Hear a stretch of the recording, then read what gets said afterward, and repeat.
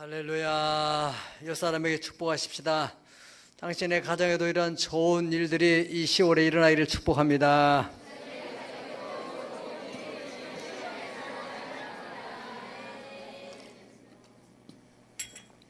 아멘. 오늘은 새 포도주는 새 부대, 이런 제목으로 함께 은혜를 나누겠습니다.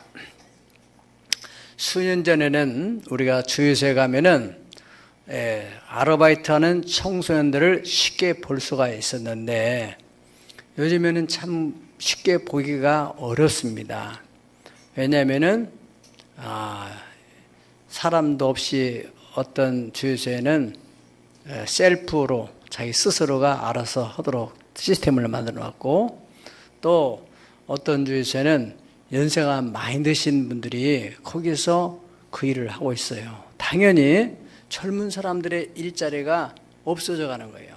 지금 정부에서는 북한 핵 문제 혹은 사드 배치 문제 때문에 시끄럽지만은 국민들이 별로 그런 데 관심 없는 것 같아요. 왜? 당장 먹고 사는 일자리 문제 때문에. 매년 스위스 다보스에서 세계적인 기업인, 또 정치인, 또 경제학자, 저널리스트들, 이런 사람들이 모여서 포럼을 하게 됩니다. 올해 첫 핫 이슈는 제4차 산업혁명이라는 주제가 핫 이슈가 됐다고 합니다. 따라합시다. 제4차 산업혁명. 그래서 앞으로 4년 후 2020년까지는 인공지능 로봇가 나와가지고 그 로봇의 영향으로 세계적으로 일자리가 710만 개가 없어진다는 겁니다. 그리고 로봇을 중심으로 만들어지는 새로운 일자리가 약 200만 개가 생긴대요. 그러면 결과적으로 510만 개의 일자리가 없어지는 거예요. 감소하는 거죠. 그러면은 510만 개의 일자리에 종사하던 사람들이 어디 가서 일을 해야 되겠어요? 대체로 그 없어지는 일자리들은 고학력자, 소위 말하면 하이 칼라, 이런 사람들의 화이트 칼라, 이런 그 직종에서 근무하는 사람들, 이런 사람들의 일자리가 약 3분의 2 정도가 없어지게 된다는 것입니다. 영국의 파이낸셜 타임즈에서는 2001년도부터 2013년도까지 약 12년간 영국의 인터넷 비서들이 이제 서비스하는데, 그 인터넷을 통해서 그런 정보를 다운받기 때문에 그 비서들의 일자리가 약 16만 3천 개 정도가 사라지게 됐다 하는 겁니다. 이거 이미 일어난 일입니다. 이거는. 그렇기 때문에 앞으로 우리나라에도 10년 정도가 지나면 얼마나 변화가 일어날지. 지금 현대모비스에서는, 현대자동차죠, 거기서는 정부의 임시 허가를 받아가지고 사람이 운전하지 않는, 소위 말하면 자율운전, 자율자동차, 다른 말로 하면 인공지능 자동차예요. 사람이 없이 그냥 자동차가 알아가지고 목적지에다 입력시켜놓으면은 그 목적지까지 다 빨간불, 파란불 피해가면서 좌회전, 우회전 해가지고 그래서 간다는 거예요. 그러면은 택시 운전사나 버스 운전사나, 버스도 앞으로 그렇게 되고 택시도 그렇게 되고 고속버스도 그렇게 되고, 그러면 그분들의 일자리가 어떻게 되겠어요? 심각한 문제 생겼죠. 1차 산업혁명이라는 것은 영국의 제임스 와트라는 사람에서 전기기관의 발명으로 인해서 기계적 혁명이 일어나는 것을 1차 산업혁명이라고 합니다. 그리고 2차 산업혁명은 미국의 플랑크스와 에디슨에 의해서 전기가 발명돼서, 전기 발명을 해서 대량 생산이 시작된 그 혁명.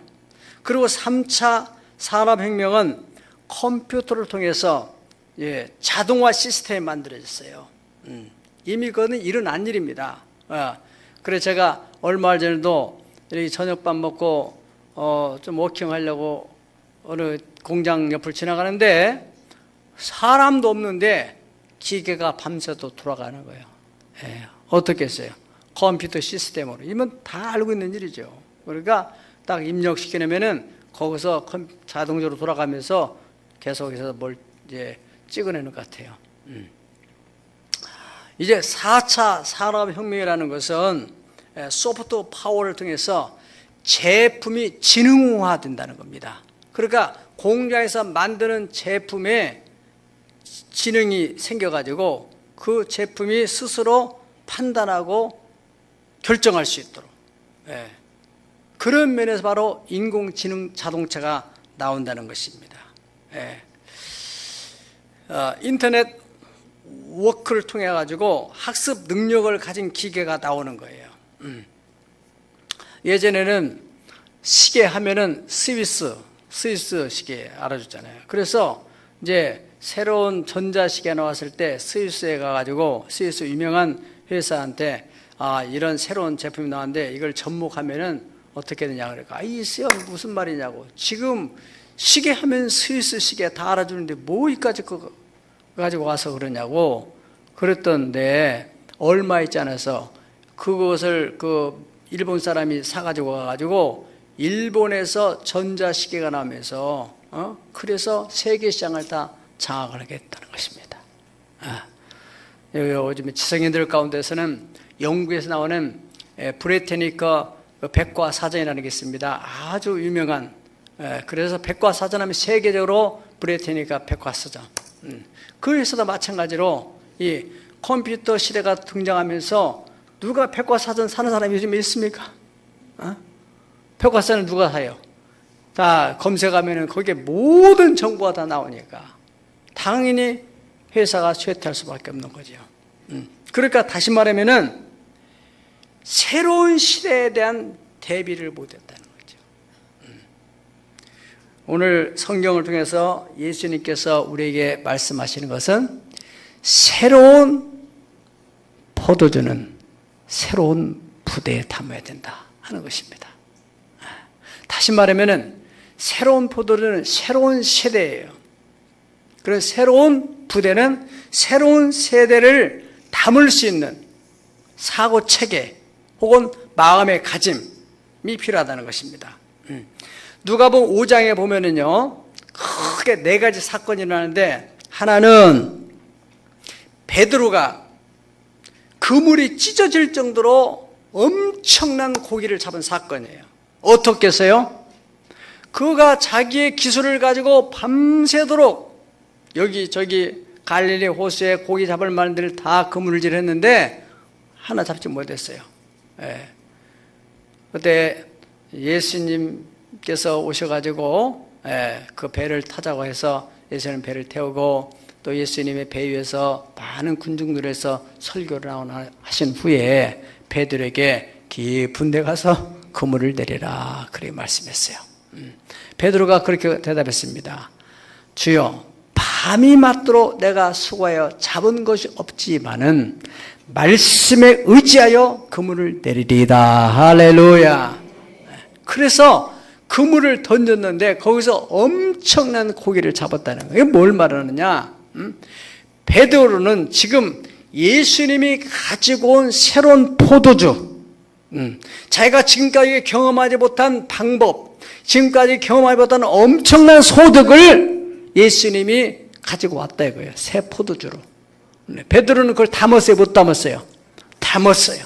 자기 생각과 자기 경험을 다 내려놓고 말씀에 의지하여 내가 그물을 내리겠습니다.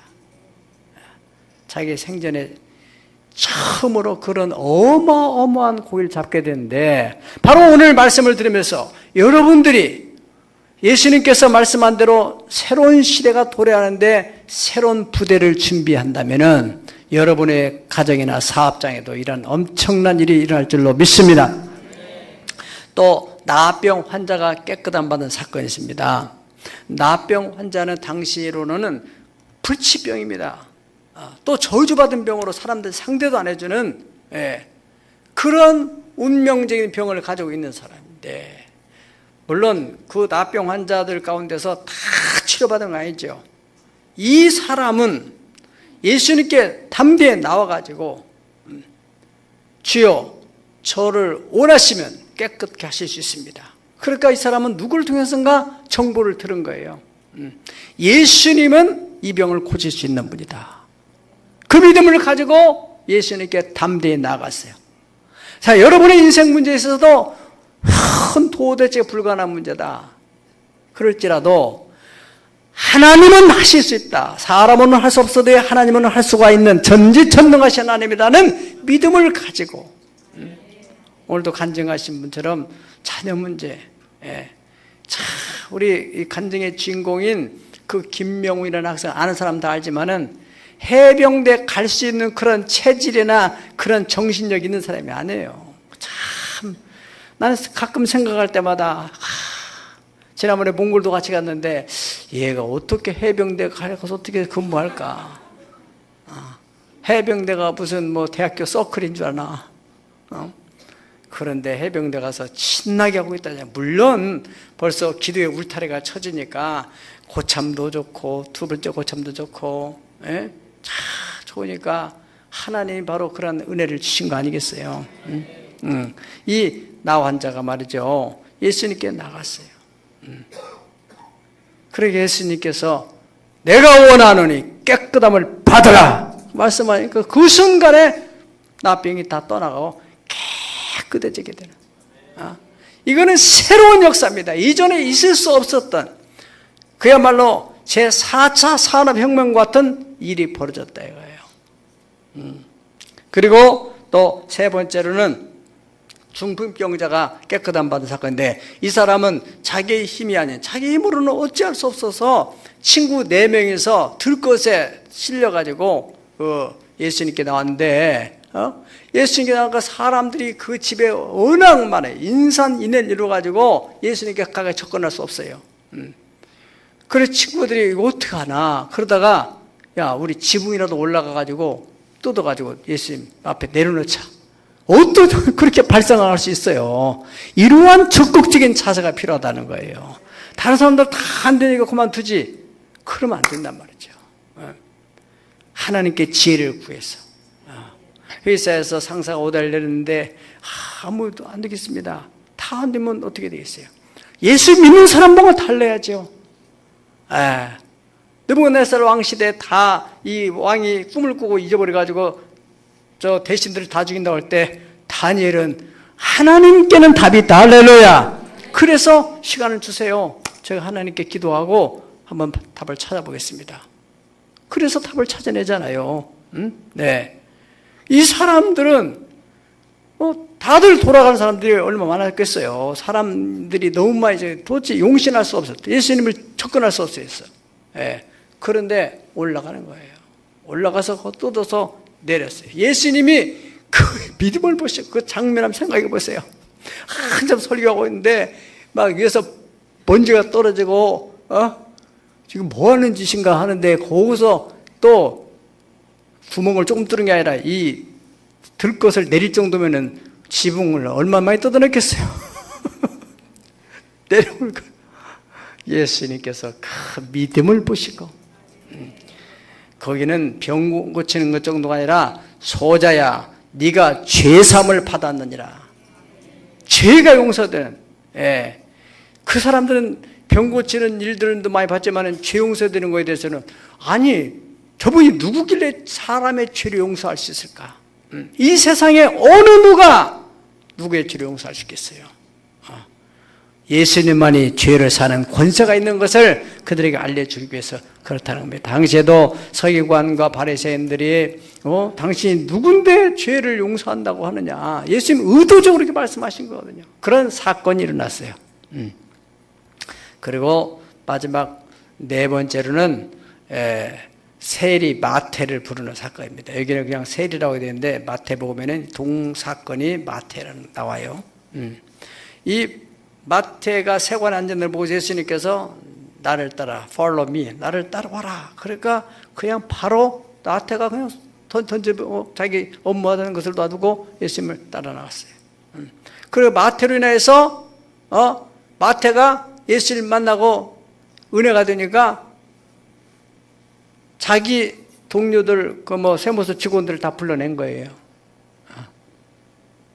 이게 바로 셀이에요. 셀. 열린 셀을 한 거예요. 마태네 집에서. 그러면 예수님을 초청해 왔어요. 예수님, 우리 집에 이렇게 저 동료 세리들이 많았는데, 당시에는 세리들은 아주 매국노, 죄인 중에 죄인들, 그 자기 백성들의 그 돈을, 세금을 갈취해 가서는 그런 나쁜 인식이 있는 사람들인데, 그 예수님이 그 초청에 응했어요. 그러니까 그 다른 사람들이 예수님이 제자들한테 막 얘기를 하는 거예요. 예수님은 직접 못하고, 야, 너 선생이 정말 의인이라고 한다면은 왜 저런 죄인들이 집에 가서 그렇게 밥 먹냐? 저런 인간 이하의 저런 정말 그 당시 좀 표현 좀 극악한다면은 쓰레기 같은 민족의 반역자들 그런 데 가서 밥 먹냐? 그러니까 예수님이 그 말씀을 들어서 건강한 자에게는 의사가 필요 없고 병든 자에게야 의사가 필요한 것처럼 내가 의인을 구하러 온 것이 아니다. 나는 죄인을 구해서 하나님의 자녀로 삼으려고 왔다. 할렐루야. 그렇게 말씀을 하시고 그 다음에 이어서 나오는 말씀이 바로 새로운 포도주는 새로운 부대에 부어야 된다. 그런 말씀으로 이어져 나오는 거예요. 비유를 더하여서 오늘의 본문에 36절을 읽어보실까요? 시작. 또 비유하여 이르시되 새 옷에 한 조각을 찢어 낡은 옷에 붙이는 자가 없나니 만일 그렇게 하면은 새 옷을 찢을 것이요 또 새 옷에 찢은 조각이나 낡은 것에 어울리지 아니하리라. 새 포도주를 낡은 가죽 부대에 넣는 자가 없나니 만일 그렇게 하면 새 포도주가 부대를 터뜨려 포도주가 쏟아지고 부대도 못 쓰게 되리라. 아는 사람들이 한 번만 더 기회 주겠어요. 38절 시작. 새 포도주는 새 부대에 넣어야 할 것이다. 아멘. 새로운 하나님의 축복은 새로운 부대가 마련되어야지, 그렇지 않고 낡은 부대를 받았다면은 터져버린다. 못 감당한다는 거예요. 네. 그러니까 바로 예수님께서 새로운 포도주로 지금 오셨어요. 그야말로 율법 시대, 구약 시대와는 전혀 다른 하나님의 은혜의 새 시대, 희년이 열렸다 이거예요. 그런데 당시에 율법학자나 서기관이나 바리새인들이나 장로나 제사장들 이런 사람들은 나름대로 종교적 의를 가지고 우월감을 가지고 살았지만은 그들은 내면 속에는 새로운 부대가 준비가 안 된 거예요. 그러니까 예수님이 오시는 그 가지고 오시는 축복을 담을 수가 없었던 겁니다. 그런데 반대로 여기에 베드로같이 그저 고개를 잡는 그저 어부 출신, 또 나병 환자, 또 중풍병자, 또 세리 사람들에게 무시당하고 이런 사람들은 어쨌든지 간에 그 사람들이 그냥 바로 그냥 예수님께 다가가기보다는 뭔가 마음의 준비가 됐던 사람이에요. 예수님에 대해서 정보를 들었던 사람들이에요. 마지막 선지자인 세례 요한을 통해서 이미 하나님께서 준비시켰던 거 아닙니까? 주의 길을 예비하라. 그의 첩경을 평탄케 하라. 높아진 것은 낮아지고 비틀어진 것은 곧게 하고 낮아진 것은 두꾸고 해서 킹스 로드 메이크, 왕의 길을 만들어라. 할렐루야. 그런 말씀에 의해서 그 사람들이 마음에 준비되었던 사람들은 예수님을 만나게 됐다 이거죠. 여러분 때문에 정말로 종교적인 우월감, 우리는 잘못하면은 이 구약의 이런 사람들처럼 오늘 이 시대에도 나는 이렇게 신앙생활 열심히 하니까, 물론 교회 신앙생활 열심히 하는 거 참 중요하죠. 그보다 더 중요한 건 뭐냐? 내 속에 하나님의 성령과 소통이 있는가? 이게 중요한 겁니다. 내가 가정에서 남편한테 깍듯하게 밥 잘해주고 또 아내한테 뭐 내가 돈 다 벌어주고 그러니 뭐 우리 가정은 그런데 왜 남편의 그 마음 또 아내의 마음을 못 읽어주고 이해를 못하고 알아주지 못하고 할 때 거기에는 진정한 소통이 안 일어나는 겁니다. 아니 내가 다 갖다 주잖아. 근데 뭐가 문제야? 문제가 있지. 문제가 있으니까 문제가 되는 거지. 그렇지 않아요? 응? 네. 갖다 주는데 내가 다 할 거 다 하는데 뭐가 문제야? 뭐가 문제야? 자녀들도 마찬가지야. 부모와의 자녀의 관계도 뭐가 문제야 내가? 그보다 더 중요한 것이 있다는 거예요. 마음과 마음이 서로 소통하는 문제. 이 신앙생활 마찬가지입니다. 우리가 하나님의 교회에 꼬박꼬박 나오는 것 참 중요한 것입니다. 하나님께서는 그런 제사보다도 하나님 마음과 우리의 마음이 소통하기를 원하시는 거예요. 네. 그래서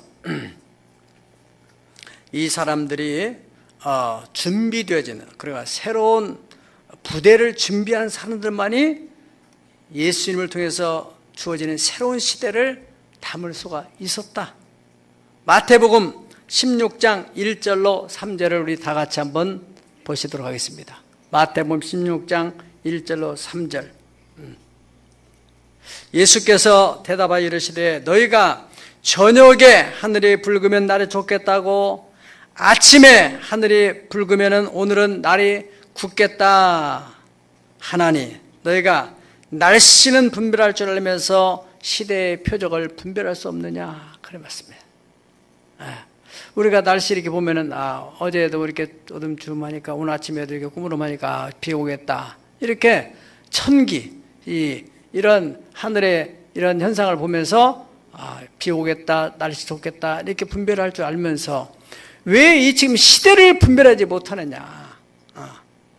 오히려 예수를 안 믿는 사람들은 정말 이리 머리를 써가지고 앞에 오는 시대에 대한 정보를 얻어가지고 막 대처하고 준비하고 지금 대기업을 이끌어가는 사람들은요 4차 산업혁명에 대한 고뇌를 하면서 어떻게 우리 그 회사가 그 시대에 또 감당하기 위해서 어떤 시스템을 또 어떤 제품을 개발해야 되고 또 어떤 또 제품은 또 사양 산업이니까 이건 또 포기를 해야 되고 이런 부분에 대해서 구조 조정에 대해서 또 어떤 사람은 다음 세대에 필요한 인력이고 이 사람은 그 4차 산업에는 필요 없는 사람이에요. 그래 구조 조정에 점점 정리를 해나간다고요. 네. 그런데 우리는 아무 생각 없이 있으면 되겠어요?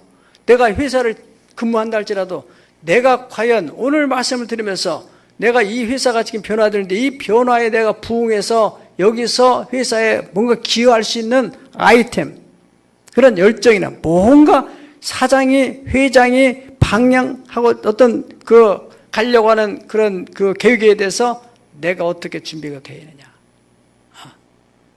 잘렸다고 버림받았다고 할 것이 아니라 우리가 거기에 잘 준비하고 대처해서 없어서는 안 될 사람. 아멘. 그것도 저것도 안 된다면은 빨리 내가 사업을 만들어야죠.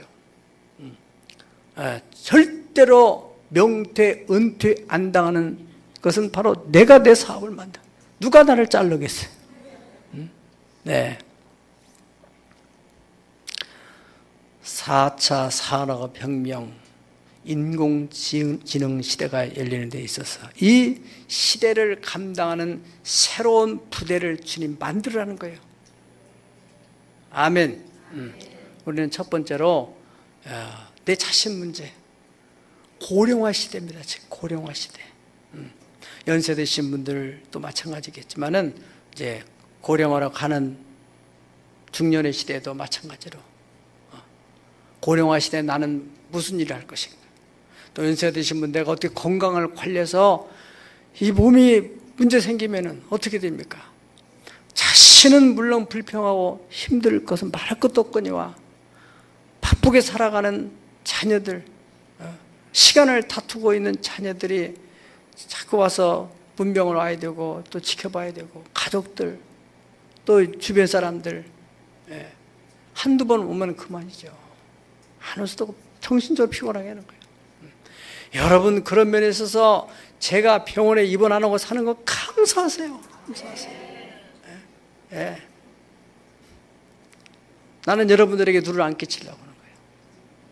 어떻다 목회하는 기간에 절대로 내가 병원에 누워서 성도들의 문병을 안 받게 하옵소서. 하나님 지금까지도 건강을 지켜주셨으니까.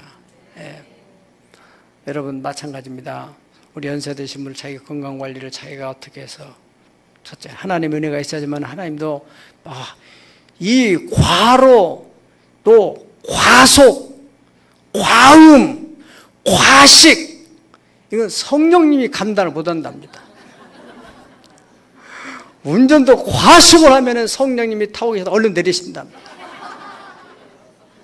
그것은 여러분들이 그래서 오래 사는 것이 중요한 게 아니잖아요. 건강을 잘 관리해서 유지하는 게 중요한 것이고 그 다음에 이제 경제적인 문제 그저 나 혼자 잘 먹고 잘 살고 그게 무슨 의미가 있습니까? 조금 더 많이 사는 게 무슨 의미가 있어요? 크리스천으로서 하나님이 우리를 향해서 바라는 바는 내가 너의 건강을 주고 내가 너의 지혜를 주고 내가 너의 물질을 줄 때는 너보다 못한 사람을 위해서 나누고 베풀고 도움이 되어주고 무엇으로? 너는 그리스도의 편지로 그리스도의 향기로 소금으로 빛으로 예수 믿는 사람 뭔가 달라. 그래서 나를 통해서 한 영이라도 구원이 되는 그게 중요한 것이 아니겠어요?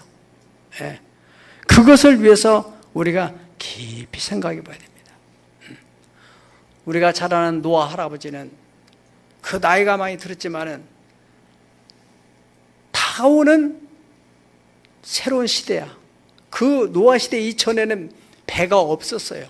당연히 비도 안 내렸고 그런 시대에 바로 새로운 시대적 혁명이 일어나는 그때 하나님께서 노아에게 계시를 하신 거예요.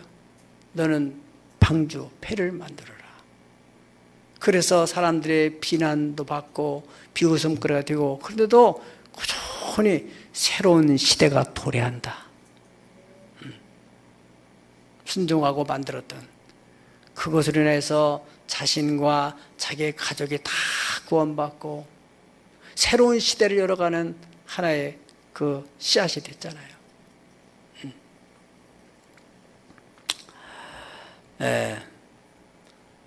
우리가 기도할 것은 정년이 없는 일자리를 기도하세요. 그리고 소득을 일으킬 수 있다면 너무 좋고 어떻게 건강을 유지하는지 이것도 잘 무엇보다도 요즘에 이 의학의 방향은 치료하는 것보다도 병 들기 전에 병이 안 들도록 하는 자연 치유, 대체 의학 쪽이 지금 발달해가고 있어요. 그래서 여러분들의 건강을 꼭 잘 유지하기를 축복합니다.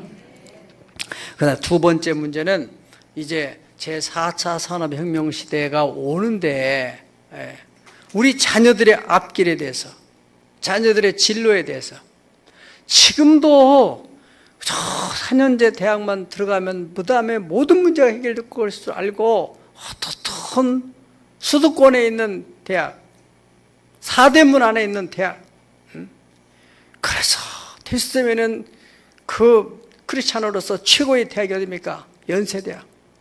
그 연세대학을 보내려고 연세 우유를 사서 먹인다는 거예요. 연세 우유를 먹였는데 얘가 안 돼가지고 나중에는 지방대학이라고 가라 해가서 저지방 우유로 바꿔서 또 먹이는 사태가 일어난다는 겁니다.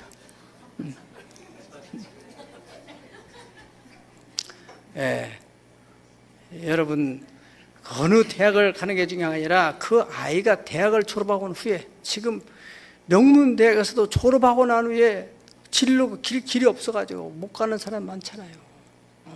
지금도 그러는데 앞으로 가면 갈수록 더 심하대요. 나이 드신 분들이 건강이 있는데 왜 자기가 그 일자리를 놓겠어요?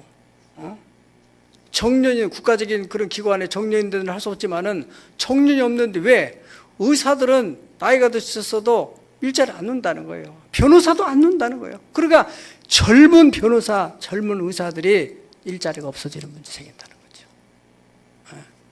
화이트 칼라.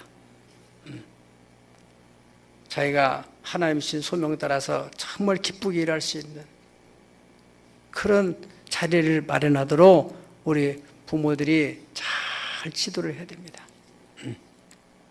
인공지능 시대에 영향을 받지 않고 하나님께 영광을 돌리며 여유 있는 신앙생활을 하고, 아멘. 성경에 나오는 이 모세의 어머니 아버지, 어머니 요게벳이죠. 교육은 요게벳 어머니들이 영향을 많이 미치니까.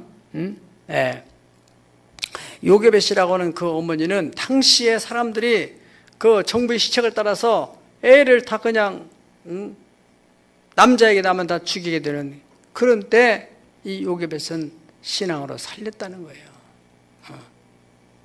다시 말하면 그 아이의 진로를 이렇게 예비하고 준비했던 거죠. 그러고 난 후에 이 모세가 자라가지고 어떤 사람 얘가 지금 우리 또 특별 기도하는 사람들 보니까 이제 임신을 위해서 기도하는 사람도 있는데 지금은 낳고 싶어서도 못 낳는 사람도 있고 낳을 수도 있는데도 하나만 낳는 사람도 있고 지금 우리가 인구가 자꾸 감소하는 추세에 있잖아요. 고령화, 저출산, 나이 드신 분들은 자꾸 오래오래 사시지 또 젊은 사람들이 아기를 안 낳지. 그래서 앞으로 10년쯤 가게 되면은 이 초등학교, 유치원 이런 데가 아이들이 안 들어오니까 이제 비게 되는 거예요. 중학교도 건물이 비게 되고 앞으로 10년 내에는 4년제 대학은 그냥 간대요. 대학교에서 오라고. 그런 시대를 우리가 생각을 해봐야 돼요. 그 모세 어머니 요게벳은요, 그 모세를 신앙으로 잘 지냈어요. 다른 사람을 다 죽일 때 이 아이를 믿음을 가지고 살려내고, 대학을 어떻게 보내? 걱정하지 말아요. 다 자기가 먹고 살 건 태어나. 믿으면 아멘 하세요. 아기를 내가 낳고 싶었다는 게 우리 신앙인들은 하나님이 그 내 육체를 통해서 보내시는 거예요. 아멘. 예? 다 제먹을 거 가지고 나와요. 모세 어머니도 보세요. 그냥 낳아서 키우는데 더 이상은 이제 안 되겠다고 나일강에 띄우는데 세상에 그 타이밍에 바로의 공주가 나와가지고 왕궁 들어가잖아. 거기서 평생 장학금 받아가지고 공부시키잖아. 최고의 학부에서. 우리 자녀라고 그렇게 못 알아보면 어디 있어요? 뭘 걱정해요? 하나 키우려면 2억 든다더라. 2명 키우면 4억이 들여야 된다. 그 다 세상적인 그 문화 속에서 이 사고방식을 가지고 그래요. 신앙적 사고방식은 하나님이 주신 생명이다. 하나님이 이 아이를 통해서 하실 일이 있다. 그럴 때는 보냈지. 창조하신 목적, 구속하신 목적이 있다고 하지 않습니까? 또 이 사무엘의 어머니 한나도 마찬가지입니다. 한나가 잘 사무엘을 준비했어요. 그래서 모세도 역시 출애굽 시대의 주역으로 하나님이 다음 시대를 위해서 쓰시는 그런 인물이 되었고, 사무엘도 역시 다음 새로운 시대, 엘리 제사장의 시대를 끝내고 새로운 시대를 여는 일꾼으로 사무엘을 쓰셨는데, 그는 한나를 통해서 준비되는 사람이라는 거예요. 엘리사벳을 통해서 이 세상에 태어나게 된 세례 요한도 역시 마찬가지입니다. 예수님 오시는 새로운 포도주를 가지고 오시는 새로운 시대를 위해서 준비되어진 사람이 바로 세례 요한이에요. 그래서 이 세례 요한을 낳은 그 어머니는 태서부터 성령이 충만하도록 얼마나 경건의 능력을 쌓아갔고, 또 그런 몸에서 하나님이 생명 잉태되었고, 성령 임신하고도 얼마나 기도 생활을 하고, 그러니 세례 요한이 땅에서 태어나니까 세상이 감당할 수 없는, 예수님도 세례 요한에 대해서 평가하기를 뭐냐면은 이 세상에 여자가 난 자 중에서 이렇게 큰 인물이 없다, 그렇게 말했잖아요. 여러분의 자녀도 이러한 인물이 나오길 축복합니다. 마지막으로 제4차 산업혁명 시대 이후에 이제 또 얼마 가면 또 5차 산업혁명이 모든 일이 벌일지 몰라요. 우리는 새로운 혁명이 일어난단 말이죠. 그 다음에 또 6차 산업혁명도 일어날 것이고, 그 다음에 또 어떻게 돼요? 얼마큼 가다 보면은 종말이 오겠죠. 그것이 바로 성경적으로는 예수님이 오시는 거예요. 그러니 여러분이 알 것은, 막 이 인류의 문명이 고도로 발달한다 할지라도 인간의 본질적인 문제, 인간의 영혼의 문제, 어떤 기계 문명을 가지고 어찌 할 수가 없는 거예요. 인간의 신체 문제는 지금 웬만한 건 다 부속하라 끼우잖아요. 다 무릎 관절 같은 거 인공관절 다 집어넣고 막 하잖아요. 앞으로는 그러기 때문에 우리가 100세 시대 하는 거예요. 지금 예전 같으면 벌써 돌아가실 분들이 지금 얼마나 심장 문제 생기면 심장 기가 다 집어넣으면 심장 대신에 다 돌아가게 되고 다 이게 되잖아요. 피도 막 갈아주고. 그러니까 더 이제 뭐 좋은 그런 이 인체에 필요한 것들이 다 많이 만들어질 거예요. 그런데 인간의 영혼 문제만큼은 어찌할 수 없는 거예요. 영혼을 어떻게 바꿀 수 있는 세상에 어떤 기계는 없어요. 아무리 인공지능 기계가는 어디까지 인간의 이성적인 혼적인 영역을 정복할 수 있지만은 영적인 영역은 어떻게 할 수가 없어요. 변하지 않는. 그러니까 그렇게 먹고 사는 문제도 물론 문제지만은 그 이후에 내 영혼에 대한 문제, 내 자녀의 영혼에 대한 문제, 우리가 그 문제를 깊이 생각해야 됩니다. 지금 당장 문제뿐 아니라 어떤 갈수록 여러분들이 세상은 편리하게 더 편리해집니다. 지금 예전에 우리 시대에 여러분 다 봤잖아요. 어머니가 밥 하려면은 그 붓도막에다가 불을 떼가지고, 그래서 한 번 떼고 그다음에 넘치면 그다음에 조금 있다가 좀 뜸 들여가지고 다시 또 불을 떼고 이래가지고 밥을 하든, 통에 설거지 하든, 빨래 하려면 빨래 물 대가지고 겨울 빨래 하든, 그런 시대가 우리 시대에 있었던 거잖아. 지금 우리는 그 시대 이후에 누르면 세탁기가 다, 밥솥도 10,000원 밥솥이 나왔다고. 북한에서 그게 아주 인기랍니다. 세상에 어떻게 밥솥이 10,000원 밥솥이냐, 북한에서 그런다는 거예요. 지난번에 신방하게 우리 집사님 집에서도 예배 드리는데 밥솥에서 말을 하더라고요. 밥 다 됐다고.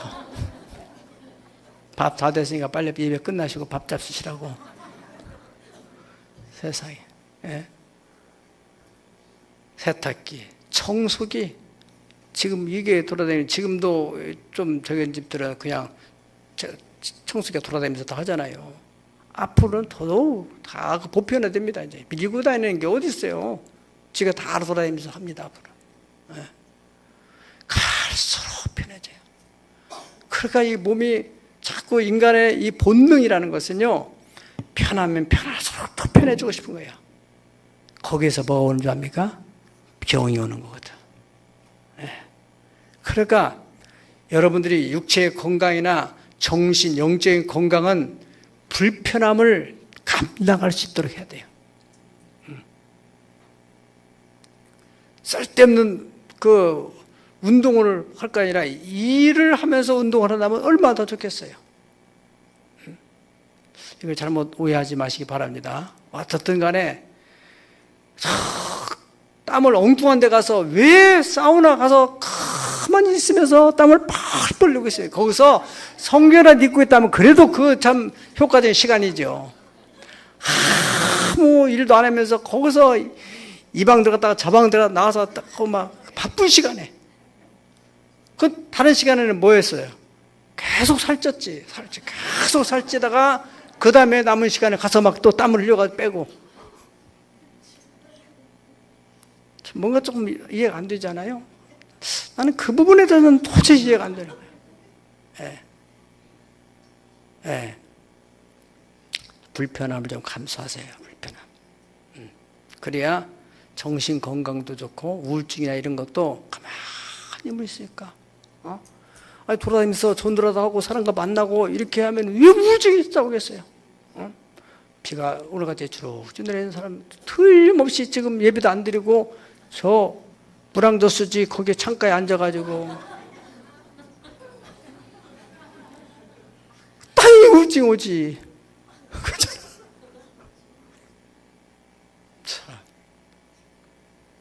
여러분, 제가 어느 원로 목사님한테 들은 얘기예요. 그 원로 목사님은 그 은퇴하신 목사님 70대에서 80대 목사님들이 이제 원로 목사님으로 어떤 교단별로 다 있어요. 우리 교단도 있고 그런데, 예. 102명이 회원이래요. 당신이 회장이래요. 그런데 102명 목사님들 중에서 다 건강한데 운전을 하는 목사님은 7명이래요. 나머지는 운전을 못해요. 운전 면허증이 없느냐? 면허증 없는 분도 있지만 면허증 있는 분도 반절 이상 되는데도 옛날에 다 기사들, 교회에서 기사들이 다 알아서 목사님 모셔다니고 전도사들이 모셔다니고 그래가지고 운전 안 하다 보니까 운전을 본인이 못하는 거예요. 감각을 잃어버려가지고. 나머지 분들은 이제 시내만 운전할 정도고, 예, 그 목사님 자신은 고속도로를 달린다고. 오직 고속도로를 달리는 사람은 자기밖에 없다고 하더라고요. 중요한 얘기예요. 예. 고속도로 달린다면 이 치매가 절대 걸릴 수 없죠. 정신 집중을 해야 되니까. 운전하면 치매도 안 걸린다잖아요. 네. 그래서 편하게 그저 비서가 다 운전하고 그걸 좋아하지 마세요. 저는 고급 승용차도 하나님이 주셔서 있지만은 그거 별로 좋아하지 않아요. 의전용이니까. 또 교회 명예가 있고 하니까 이제 귀한 분들 오시면 이거 다 모시고 다니고 그래 하지만은 웬만하면은 초심, 개척 때 정신. 옛날에 그 개척할 때 그 페스터 하나 때문에 얼마나 간절히 기도했는데, 예. 지금 나는 그 개척자의 열정은 안 잊어버려요. 여러분들이 볼 때는 어떻게 볼지 모르지만 내 자신은 내 스스로를 컨트롤하는데 그 정신을 안 잊어버리려고 하는 거예요. 예. 타고다니죠. 또 하나는 이제 이 감각을 안 잊어버리고 그 기아 넣는 그 스틱 기아를 가지고는 그거 하다가 얼마든지 또 이 오토매틱으로 하는 그런 것은 그냥 밟으면 나가는 거니까. 그러나 이거 오토를 하던 사람들은 스틱을 못해요. 옛날에는 했었지. 왜 못해요? 감각을 잃어버린 겁니다. 제가 이번 주에도 아주 큰 깨달음을 가졌어요.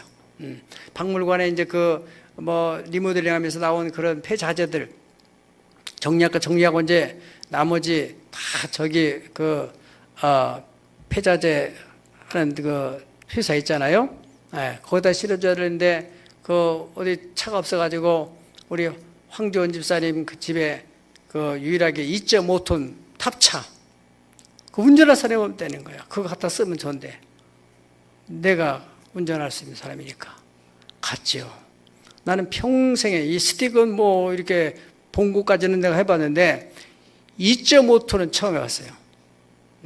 1톤 트럭 같은 거 해봤는데 2.5톤을 하는데 뒤에가 그냥 막 큰 덩치가 붙으니까 말이죠. 이게 신경이 많이 쓰더라니까. 그나마 제가 스틱을 했기 때문에 그렇지 5톤만 하겠더라면 그 감각을 잃어버리고 운전 못하지요. 당연히 못하지요. 잘 들으십시오. 편한 것만이 좋은 것이 아니라는 거. 영적으로도 자꾸 우리 한국교회가 왜 수약해지느냐? 무릎 꿇는 걸 못해. 나중에 무릎이 망가져요. 무릎도 꿇고 의자도 앉고 전천후로. 우리는 서양화되어 가지고 어떤 사람이 무릎을 못 꿇어. 꼭 기도를 고 무릎을 꿇고 해라는 법은 없지만은 이 몸이 전천후 엎드릴 때는 엎드릴 수 있고 누울 때는 누울 수도 있고 앉을 때는 앉을 수도 있고 의자에 앉을 수도 있고 어떤 상황이든지 그게 성경적이지 않아요. 내가 어떠한 형편이든지 자족하기를 배웠느니 풍부에 처할 줄도 알고 궁핍에 처할 줄도 알고 배부르며 배고픔과 풍부와 궁핍에도 일체의 비결을 배웠노라. 내게 능력 주시는 자 안에서 내가 모든 것을 할 수 있느니라. 여러분, 육체적인 이 감각도 안 사용하면 감각을 잃어버리게 돼요. 하물며 영적인 세계는 더 예민합니다. 우리가 영적 생활을 하지 않으면은 영적인 감각을 잃어버려가지고 무뎌져서 찬송을 불러도 예전에 그렇게 은혜가 됐던 찬송이 왜 둔감해져서 무뎌져서 감동이 안 합니까? 기도도 안 되는데 어떻게 할 것이요? 그건 감각의 문제거든요. 내 영혼의 감각이 살아있을 때만이 하나님의 성령과 소통이 될 때 그 자리에 앉아서 1시간이고 2시간이고 3시간이고 기도할 수 있는 것이지 아무것도 없는데 혼자 앉아서 나는 이게 그야말로 구역이지. 불가능한 거지요. 왜 그랬어요? 예전에는 그러지 않았는데. 왜요? 감각을 잃어버렸기 때문입니다. 왜 감각을 잃어버렸겠어요? 편한 걸 너무 좋아해서 그렇습니다. 네.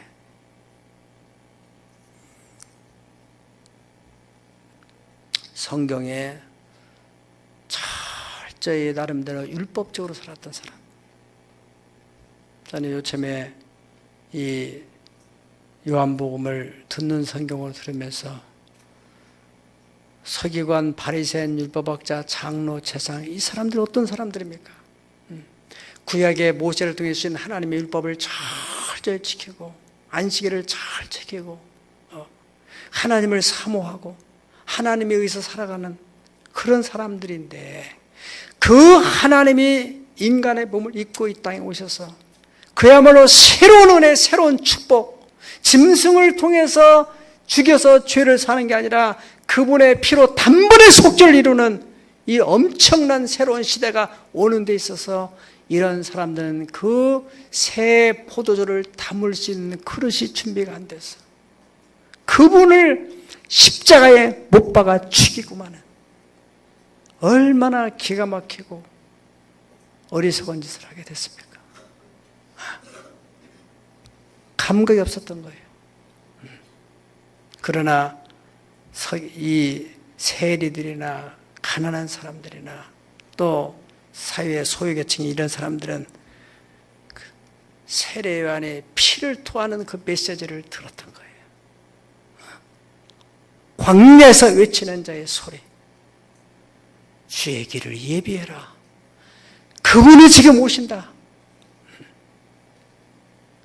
4차 산업혁명의 새로운 인공지능 시대가 오겠다는 주님은 우리에게 지금 그런 얘기입니다.